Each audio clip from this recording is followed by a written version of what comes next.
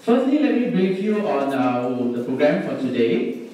As can be seen from the screens, we have first of all, we have a keynote speech followed by the plenary session 1. We will have that. After that, we'll have a short break and we'll continue with the plenary session 2. After which, we'll have the professional sharing. The professional sharing will be carried out either in this venue or in the TG blocks. Our teachers will bring you to the blocks after this. Following that, you will have a short time to get ready, to dress up nicely, and if you wish, put some perfume or base or something like that, and put on the makeup, look nice for the welcome dinner party. Yeah, so yeah, we'll see you there at the dinner party. And then after comes the most important thing of the day, rest. I'll be showing these slides again at the end, so there's no need to copy. The venues for the different areas for the professional sharing. We are glad to have a large number of teachers sharing with us today. Before I proceed any further, I would like to welcome our Vice Principal, Mr. Leong, to give us an opening address. Mr. Leong, please. Okay, thank you everybody. It's not so much of an address. I think we really want to take this chance to thank the different people of the organizing committee. Yeah, I think they are and everybody else, okay? So we also want to take the chance to welcome all of you. I think we are colleagues, no matter where we are all teachers at heart. And welcome to Singapore One NJC. I hope we have a good time here. And also later on, please NJC colleagues, if you see anyone who would like to come in, please ask and sit in the front here because there are empty seats over here, okay? And thank you. And also want to take this chance to thank the keynote speaker, Ms. Nicola Flanagan. 4 eyes cannot really see, okay? And then our colleague from ETD, Mr. Lawrence Wee, thank you. And then the second plenary session that will be hosted by Dr. Anand Bujang from NUS School of Computing. So later on, please take the chance, ask them all the questions so that our students can benefit. Okay, we'll go back to our classroom. Alright, so without further ado, we'll just pass the mic back to Adrian and then we can get on to today's program. Thank you. Hi once again. Well, standing here before you, 2 thoughts actually come to my mind. The first is that I'm now standing here as a teacher. Not too long ago, okay, in quite a far distance time, I used to be a student. At that point of time, when I standing here as a teacher, I begin to reflect how grateful I am to all my teachers. Because if not for all their hard work, I would not be here today in front of you as a teacher as well. And as I failed to recognize them when I was young, because when you're young, it's quite awkward to go to tell your teacher, I thank you very much from the bottom of my heart. So I failed to tell them that. Therefore, sometimes you may also feel maybe not so appreciated. Well, on behalf of all these students who are similar to me, let me now thank you for taking up this challenge to be a teacher.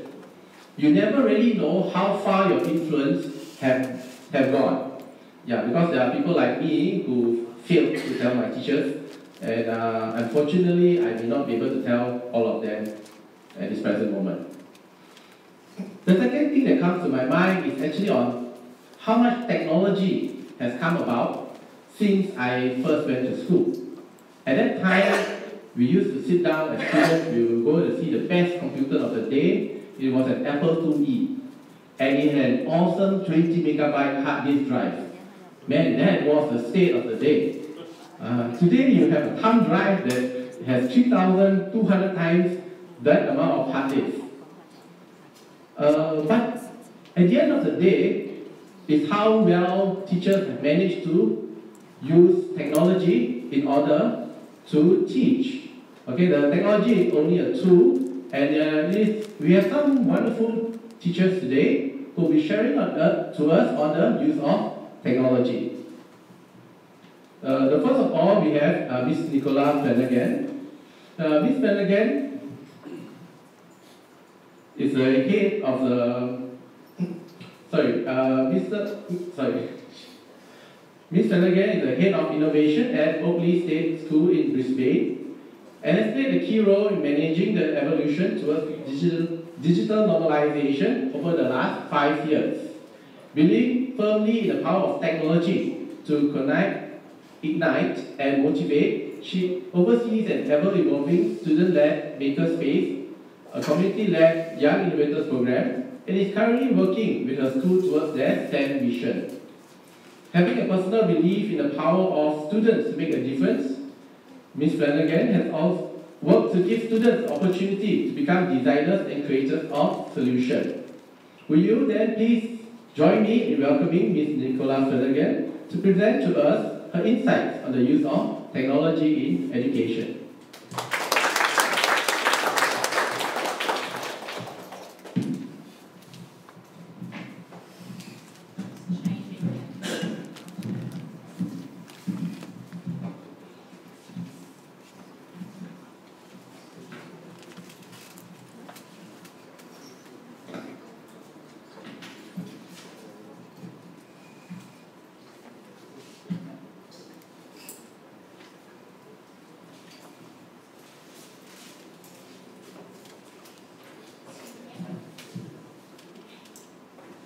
Thank you for that, and hello everyone.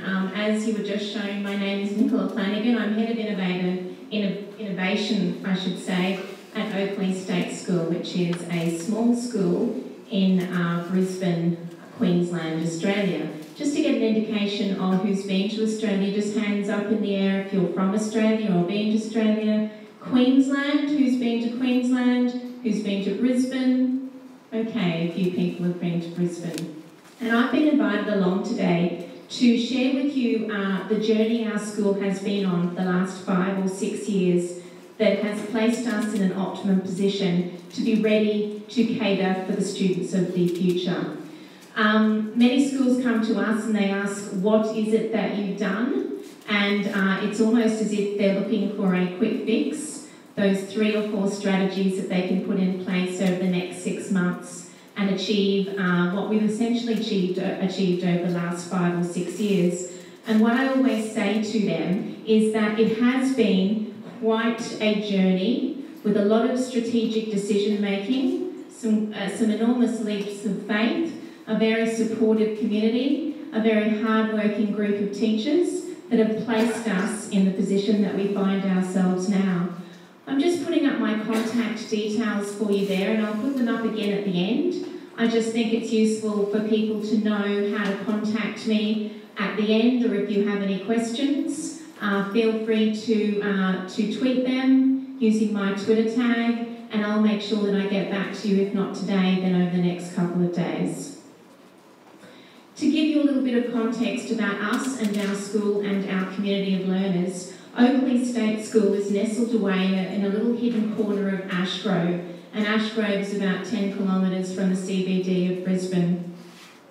In Queensland, we have 1,723 schools. 544 of those are in the Brisbane area and 58 are Gold Coast schools. Most of them are government schools. There is a Catholic school sector and independent school sector in addition to that. We're also part of 11 schools that make up what we call the Mount Cootha cluster of schools, and we're nestled around the base of Mount Cootha in Brisbane, which is where the TV stations are. And this has been a huge factor in the progress that we've made as a school, because the collaborative nature of schools working together for the greater good is something that has been an enormous step in our journey.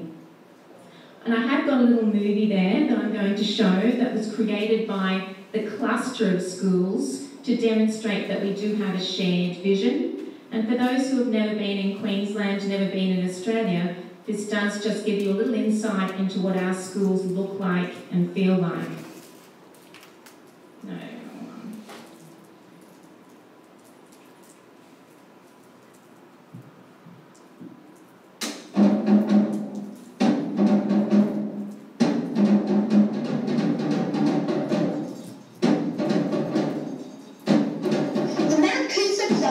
Highly values growth, learning and capacity building for all of our students and staff.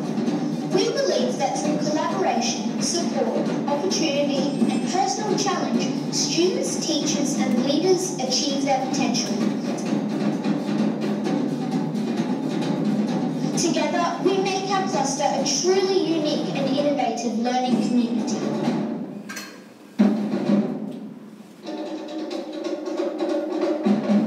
Staff and students are the life force of our community, and their well-being is a fundamental concern and focus. Building a healthy culture and environment which supports professional, personal growth and well-being is a shared commitment evidenced in a range of innovative programs and approaches.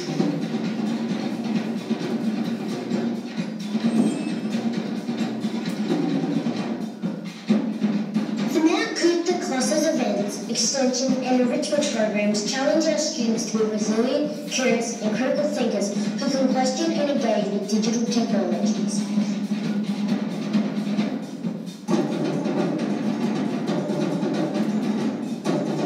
These clear shared priorities are highlights of our teachers and school pedagogy across the cluster, accelerating and increasing our growth and ability to respond to change.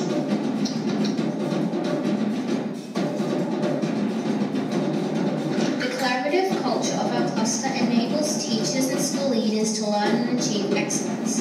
We develop our practice by connecting with expertise within other cluster schools and also with national and international education providers of early, primary, secondary and tertiary education. External links with universities, experts and researchers are powerful connections which continue to lead us further in our achievement of cluster learning priorities, high performance and innovative practice. The Mount Coot Cluster supports quality teaching and learning experiences and shines a spotlight upon best practice, ensuring consistency across the schools within the cluster. Expertise within schools and individuals is identified, supported and strengthened through collaborative groups and shared across the cluster. Supportive and aspirational mentoring and coaching programs are key elements in the cluster's culture of improvement. These programs support consistency of best practice to nurture more engaged and active learners who seek to become their best. Our staff capacity in coaching and mentoring is an outstanding feature of the cluster. Exemplary leadership pathways are a feature of our cluster, placing emphasis on building leaders now and into the future through opportunities to connect with coaches, mentors, collegial support, research projects and learning communities. The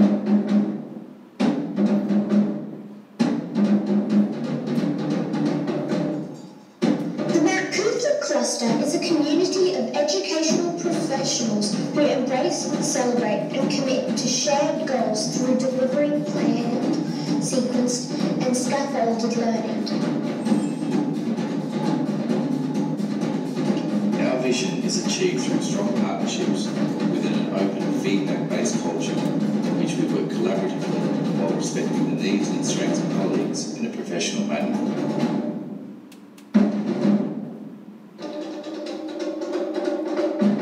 We continually seek to learn from and listen to the voices, feedback and data from our students, teachers, parents, community and staff, and allow their strengths, needs, dreams and desires to enrich the lives of all members.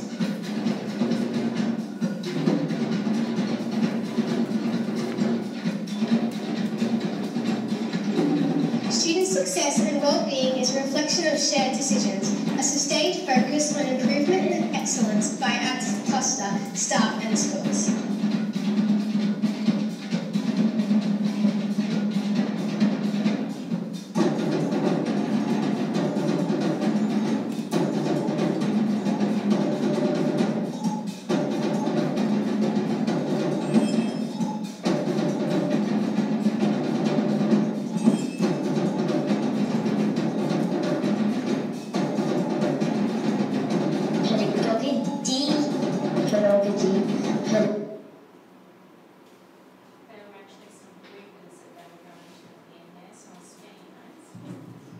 And so what I'm hoping is that that just gave you a little bit of an insight into our schools, what they feel like and look like. We'd love some of you to actually come over and visit if you're at all tempted. I'm just going to show a few slides now that give you an insight into Australia's context, because we're hearing a lot about change the rate of exponential change the world over in terms of technology, but Australia finds itself in quite an interesting position. And what you're seeing there is a visual from the World Atlas of Economic Complexity, and that represents Australia's economic complexity in one given year. And as you can see, it's based largely on the natural resources that we export. Singapore, on the other hand, which is ranked 12th in the world for its economic complexity, is the opposite of that. Quite similar to Korea, which is ranked 4th in the world. And these graphs were shown to us at a presentation by an advisor to the government in terms of entrepreneurship, when he was saying how important it was for Australia to start developing its entrepreneurs and for those entrepreneurs to be working in the field of STEM. And we know that the world is facing global challenges, quite complex, complicated global challenges, and at the same time, technology is presenting us with enormous opportunities that, when combined with science, when combined with STEM, are offering us amazing possible solutions. And we are seeing the reality now of what seemed like science fiction 5 or 10 years ago with self-driving cars. Interestingly enough, in Australia, I was reading a newspaper article the other day in the national newspaper saying that they're now testing self-driving cars in the outback of Australia on our outback roads. And something that is proving completely complex and unknown to them is our kangaroos.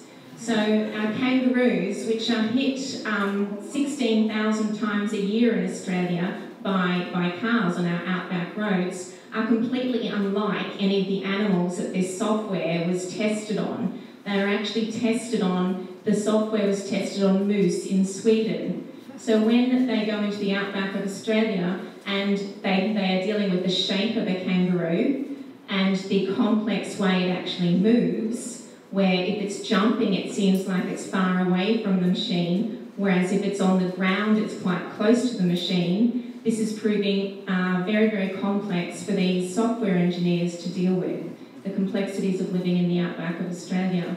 We also have Amazon increasing its robotic workforce last year from 30,000 robots to 45,000.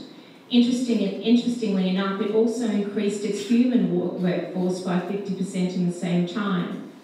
So not yet are those robots replacing people, but people with quite unique skill sets are being used to create those. And of course in Australia we're seeing articles like this. We're seeing articles that are telling us that in the next 10 to 15 years, almost 40% of Australian jobs, including highly skilled roles, could be redundant. We have Australia's Chief Scientist, Dr. Alan Finkel, advising the government, writing a number of reports about the importance of STEM for the future of Australia, for the future of entrepreneurship in Australia.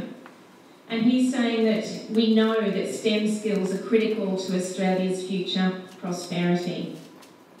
We've also been inundated over the last decade with reports that sum up the types of skills and mindsets and outlooks that are deemed to be important for operating effectively in the 21st century. And although they can be interpreted differently or categorised differently, they tend to fall into these broad groups of skills. They're often called the 4 C's. And so we come to STEM, incorporating the 4 C's of 21st century skills with students working together to create innovative solutions to real-world problems and to communicate their solutions with others. Much more than just science, technology, engineering and maths. It's also incorporating that STEM outlook, that STEM mindset, toolset and skill set with the ability to communicate effectively, collaborate effectively and evaluate those solutions that they're creating. In Queensland, one of the states in Australia, our government has responded to that challenge by releasing a strategy for STEM in Queensland state schools. They also fast-tracked our Australian National Digital Technologies curriculum and announced that we would be implementing it earlier than everyone else using this agenda that they called Coding Counts. They kind of did us a bit of a disservice with that coding counts, because nowhere in the digital technologies curriculum does the word coding actually appear. So coding tends to be something that the politicians have grabbed onto, and they talk about it in the media. And so our communities expect us to talk about coding, but coding doesn't appear anywhere in that digital technologies curriculum.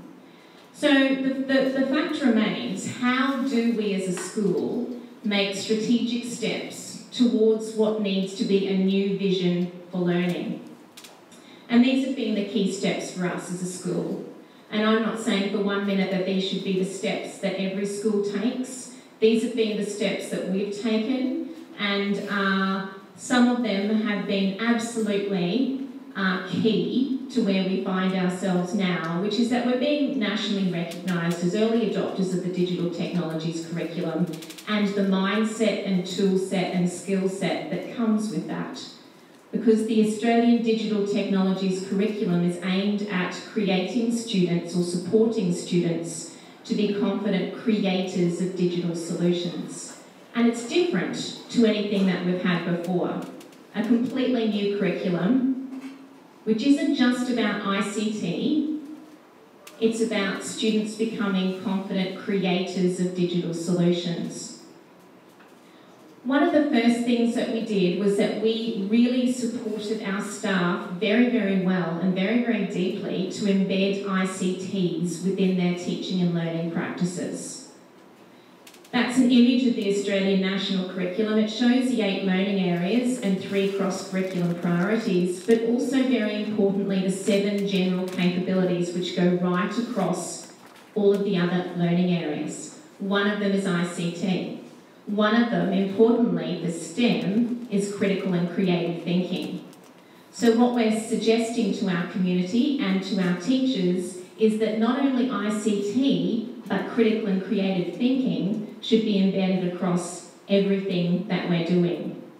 Some examples of ICT as a general capability, including our students creating digital books as part of English and their social and emotional learning program, and publishing them to the iBookstore, which means they're publishing for a global audience, allowing them to receive feedback from people all over the world and to know that there are people in all parts of the world that have been able to download their digital picture storybooks to read to their own children. We also, in our youngest years, make sure that they're creating animations, including digital solutions, to support their understanding in other areas of the curriculum. And there's a group filming, making a persuasive ad in English, that is also a sustainability project. We also, as a school, developed our own pedagogical framework, which was something that all schools in Queensland had to do. But rather than take one off the shelf, which many of our schools did, we developed our own. And we did that over the course of about 18 months by involving our teachers in PLN learning networks, which was essentially action research, where they each identified the areas of learning that make the biggest impact to teaching and learning, and they gathered the research about that, they gathered evidence about that, and we compiled that into our own iBook. And making it as a digital book was important to us because we wanted it to contain examples of teachers' work, examples of teachers learning about how they can implement each of these areas, and also examples of children learning and talking about their experiences. Importantly, ICT was never a separate branch. It was always going to be embedded across every area of our pedagogical framework. An example of that is that we create our own digital books to support differentiation in the classrooms. So if we have identified differentiation, catering for different students' levels of ability, as important to our pedagogical framework, then what we do is we create digital books that allow children of different skill levels to be supported. So this means that children can take their books home, they can preview work for the next day, or they can go over work up to 10 times if they need to, because that's what they may need in that particular situation. We also have our teachers So if we've identified that goal setting and feedback is important in our pedagogical framework, we have teachers who integrate this very, very effectively into their classrooms in a workflow-type learning situation. And this teacher here is using a workflow for learning tables and number facts. And that's quite simple. So you can do it rote learning, you can use some sort of app to help you, but then what you can do is you can also gather the data from how you're going, use it to visually represent that data in a way that makes sense for young children, and then goal set for how they can get better at that, and then they can display that data again using graphs and tables. The last example is Book Creator. It's an app on the iPads allowing students to go outside and interact with different camera shots, different camera angles for an English unit about persuasive advertisements. We've also worked incredibly hard towards what we see as digital normalisation. And a part of that was understanding how the different devices worked in our school, giving our teachers experience with a wide variety of devices, and then deciding on a device that was going to support our students in a one-to-one BYO program, because we valued the devices that much. And we chose the iPad because it matched with our intent of supporting our students to be creative and connected to each other. It also supported us to be able to differentiate the curriculum and differentiate the learning. This placemat is an example of something we did quite early in our BYO journey, with our pedagogical framework areas down the left and the SAMR model, which supports teachers to integrate technology effectively, and Bloom's taxonomy across the horizontals. And what we did was that we wrote up learning activities which used particular apps and made examples of how teachers could use them in more and more increasingly pedagogically sound ways in the classroom. So we had our BYO iPad program, which goes from years 4 to 6. We have our youngest students sequencing activity in the classroom when they were learning about procedural text using iMovie. And then we have feedback being demonstrated through an app called Shobi, which is an online management system, which allows teachers to be able to give different types of feedback to students, among other things. So teachers can be giving students audio feedback, or feedback in the form of annotations, or they can be giving them written feedback as well. We also went through quite a lengthy process, which was for our school to create an ambitious school vision. It's been incredibly crucial to our journey that we've walked hand in hand with our community with just about everything we've done. We needed a vision that would take us through the next 4 years. We didn't really know what kind of learning was going to happen in the next 4 years, and we knew that STEM was probably going to be a part of it. So what we did was that we engaged our community in creating this vision together. And what happened was that we had parents and teachers write letters to the future, and they talked about ways that they thought learning could be different by the end of the next 4 years. We collected those, analysed those, cross-checked them, found out all the patterns, and then we also put a van on our school site, because we knew that a lot of our parents couldn't come in person or they couldn't all write letters. So we wanted to catch those people who were walking through the school, dropping kids off, and this little old-fashioned retro kind of caravan was set out with iPads for capturing verbal articulations about what they liked about school and how they would like it to change. It had maps in there where people could scribble all over it to give us insights into what we could change in the playgrounds. And we also had some draft visions up that people could vote on. And that van was in our school playground for about a week. And at the end of that time, we had lots of voting that had happened on our different school visions. And then someone who was working with us as a consultant at the time said, you know, how committed are you to this vision? Because they sound a lot like other visions that we see all over the place. You know, we are committed to supporting our students to be effective operators in the 21st century world, that sort of thing. And he prompted us to think a little bit more deeply about a school vision, because he said that a school vision should be something that we're a little bit nervous about attaining, and that it should always be just a little bit out of our reach. So we sat down with all the drafts and we created another draft with the help of a group of people, and this is now our school vision. And this has been a really important part of our journey, because if that's what drives us, that then allows us to hang a lot of our decision making off that vision. It was very collaborative. Our teachers had input, as did our students, as did our parents. So that's an example of some work where we were trying to refine the vision. We, as staff members, we drew pictures of what that vision looked like. And this is an activity where we were getting a bit playful in the leadership team and actually playing with little toys and things to map out what a preferred future could actually look like. We think that we have fostered a culture that is very supportive of innovation. Because if we want our students to be creative and innovative and to be unafraid of taking risks, then surely that's what we want from our teachers as well.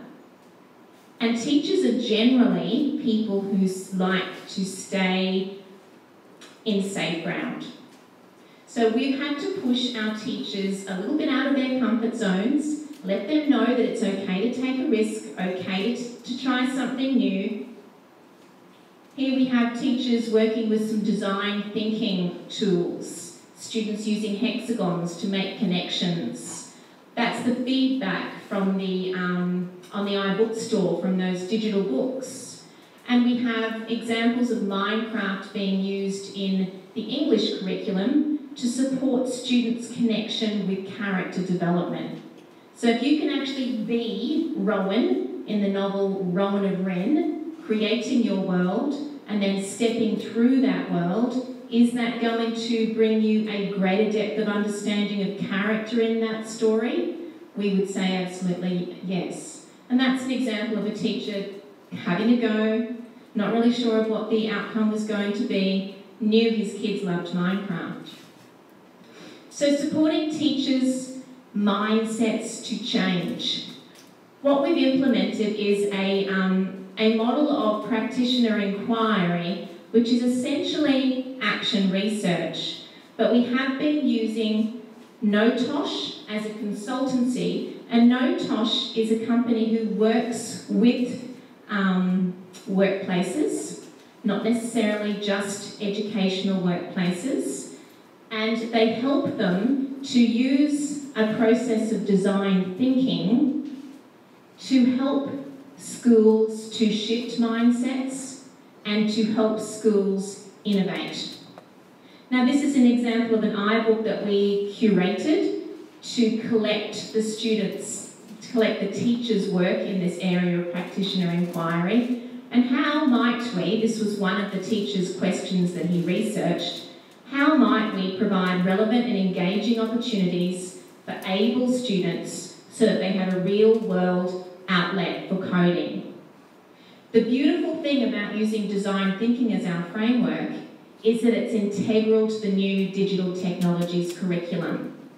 So rather than throwing a curriculum at our teachers that was completely new, which a lot of schools are having to do, we knew that our teachers had already been skilled up in a process that gives them a framework for creativity and innovation.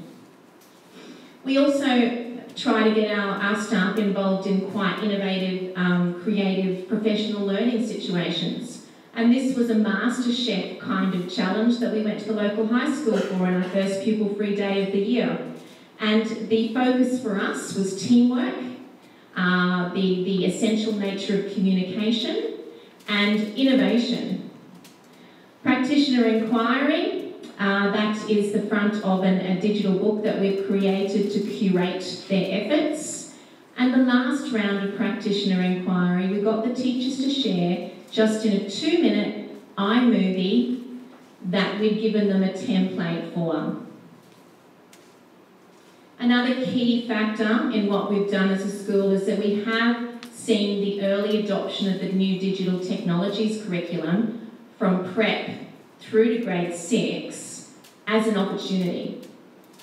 So our government has given us until 2020 to implement it fully, and a lot of schools are standing right back from that and saying we'll leave it for another year or two.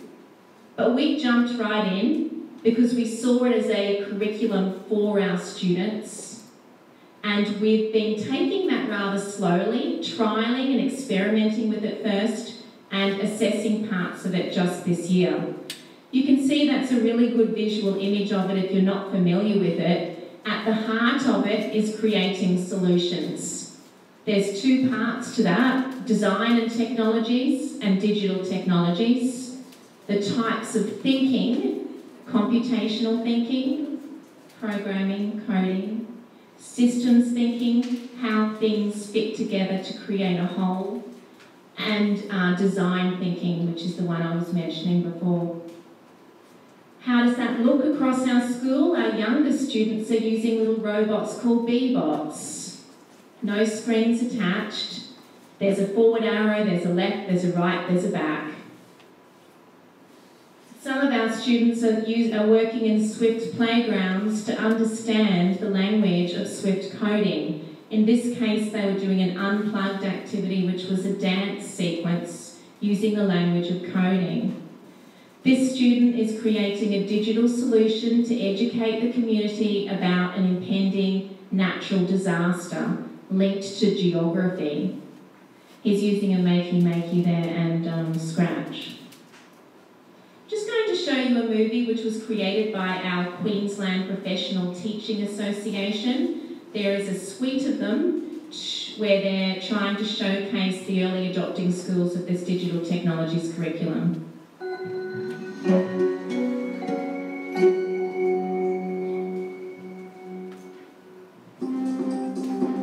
Welcome to our school. Oakley State School is a school of about 500 students nestled away in a little hidden corner of Ashgrove. As a school, we've been on a journey for the last 3 or 4 years, as most schools have, with the use of ICT and digital technologies. At the end of last year, when the government announced the fast tracking of the digital technologies curriculum, we saw this as a real opportunity. As a school, we really considered we were in a great place because of all that had come before that to actually delve deeply into the digital technologies curriculum and explore what it meant for our teachers and students. During 2016, the staff at Oakley State School have been familiarising themselves with the new digital technologies curriculum. This has enabled the leadership team to provide an environment of professional learning where staff feel supported and are risk-taking to try new and bold initiatives within their classroom practices while reflecting on their pedagogy. My name's Jason and I work at Oakley State School in a Year 4 class. And currently I'm using Minecraft EDU as part of a novel study on Rowan of Ridden. The children are using Minecraft EDU as a means of recreating the setting of the story. Every time they read a chapter, after each chapter they write a summary, but then they also have to recreate that event as best they can using Minecraft.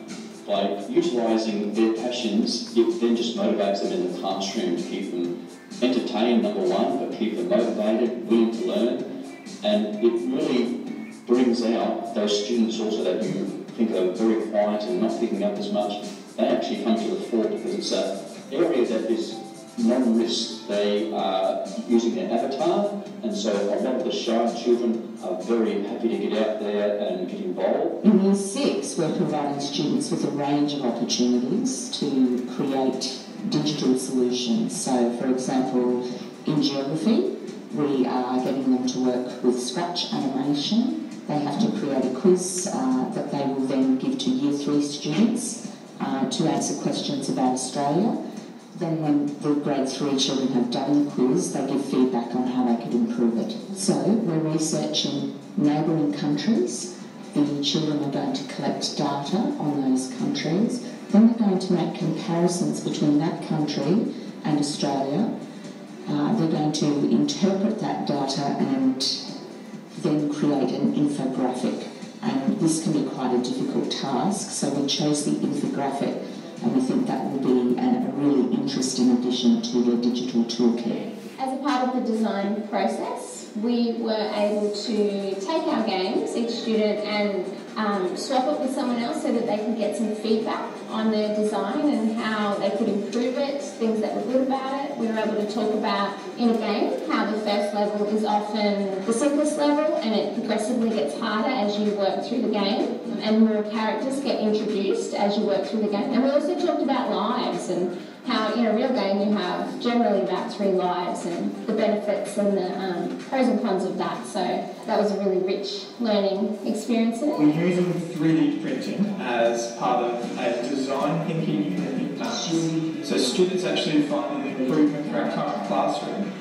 And this is some of the original designs. And you can see that I'm nice and close, and there's a few areas that didn't work. And then we moved on to further prototypes. That really enable students to look at what they've done, see it in real life, and then make any corrections and edits. It's quite good, and they will also be presenting their work to a delegation from the school. At Oakley State School, I run a robotics club, so we use the Lego EV3 kits. Quite a few students in that club, and that's on after school.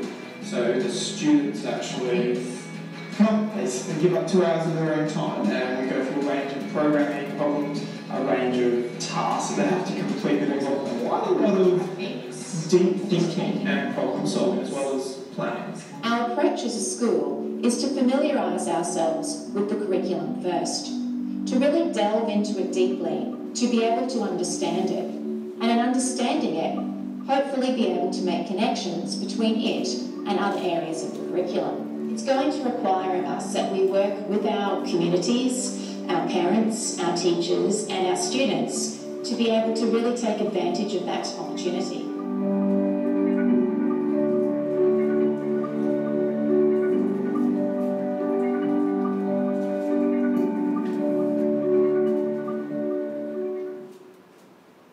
Just a little snapshot of where we are and what we've done. And I've been talking way too much because I'm going to have to speed through the next few slides, so I have 5 minutes for questions. Key tips from us: consider silos of curriculum content and whether they need to stay in their silos of curriculum content. Prioritise professional learning. Put in place lots of different models of coaching and mentoring to support your staff. Identify staff from within who you can enable to support others rather than employing additional staff. Look at innovative methods for curriculum planning, because if you're going to remove the silos of curriculum content, you need to be planning in such a way that the connections are identified. Work with your community. These were 2 flyers advertising a couple of think tank evenings where we invited our parents to come in to discuss things that were happening at school and to brainstorm and create innovative solutions. Work with your students, because often your students will go further than the curriculum allows. Empower your students. If you have a cluster or a group of schools, work with them. What does digital technologies look like at Oakley State School? From our youngest to our oldest, what we're trying to scaffold is that the students have the mindset, tool set and skill set that by the end of primary school, we're sending them off to high school being digital or creators of digital solutions. This girl down here was creating a rubbish bot for our playground out of EV3 robotics. These boys are working on a solution to the problem, which is our stop, drop and go. In Australia, when you pick up kids from school, you can often have a zone called a stop, drop, go, where parents are meant to not get out of their cars. They're meant to just stop, kids get in and then they leave. And our school, people are parking there and getting out of their cars. The boys are working on some kind of solution to that, which involves gathering data, using Arduino, MBOTs, sensors to create a model of how that could be improved. We identified the tools that were going to support our teachers in teaching visual programming. And now we're looking at our STEM vision, and we're doing that collaboratively. It isn't just going to be the leadership team telling our community of learners what that should look like. We are working on it with them. We've been playing with our own model of design thinking because it's integral to that new curriculum area, and we believe it supports our teachers to be creative and innovative as it supports our students. We are very good at sharing and communicating and celebrating. We use social media to inform our community, various forms of social media, and we publish a blog which is evidence of our journey. The blog is there on that URL if anyone wanted to actually read more narratives of learning. We also have an iTunes U course where we publish various courses to do with coding, digital technologies and school change, also digital citizenship. That's me.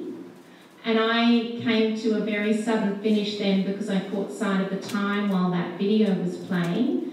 But I do think that we might have just a couple of minutes for questions, if there are any questions.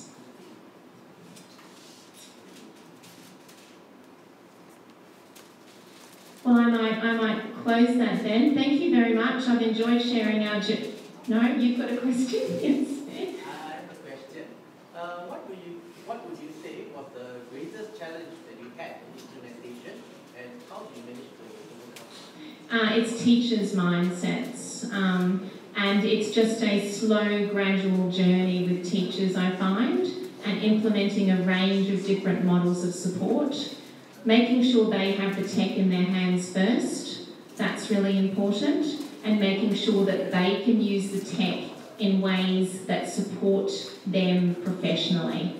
By that, I mean if you're going to implement a BYO iPad program, give them their own iPad for a year before that, and make sure they gain an insight into how they can use that device to support their teaching first, before you can get them understanding how they can use it to support the teaching and learning in the classroom. Yeah. Do you have any tips for a high school context where those silos are structural as well as mental? I think it's probably a whole system change that needs to happen in that case. There's enormous change going on in Australia, which you would know about, and high schools all over the place are battling with understanding how to do that. And I think what happens in high schools is that departments are very, very protective of their own separate areas.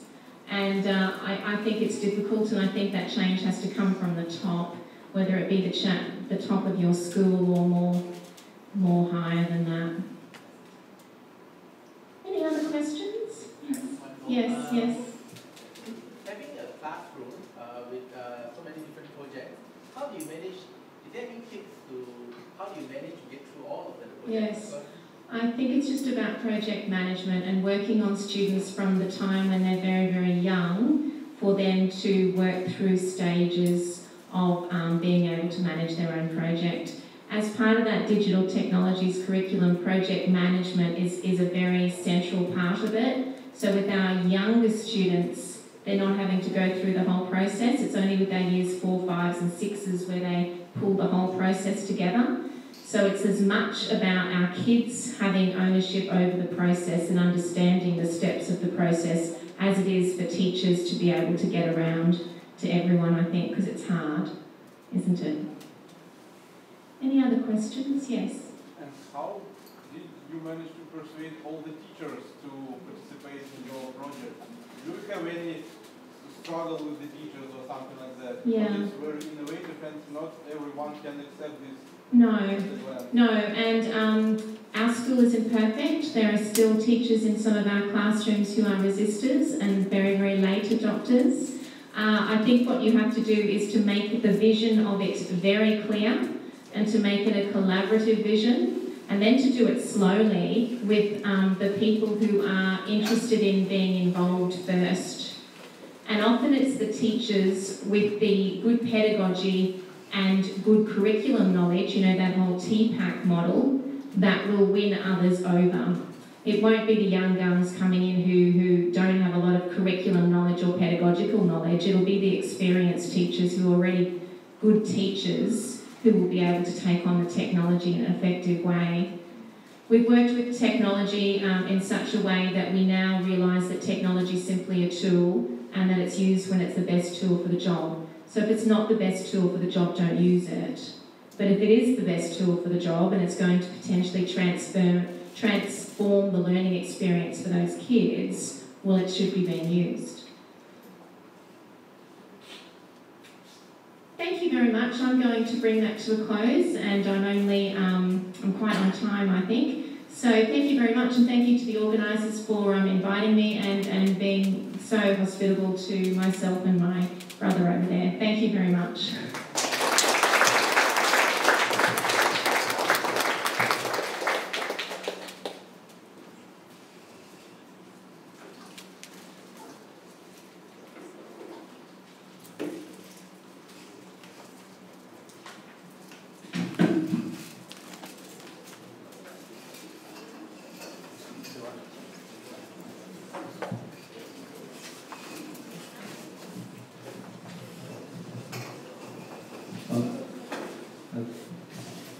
Thank you, Mr. Legan. On behalf of NJC, Mr. Leong would like to present you with a small token. This is a bird book that was written by NJC's own bird band.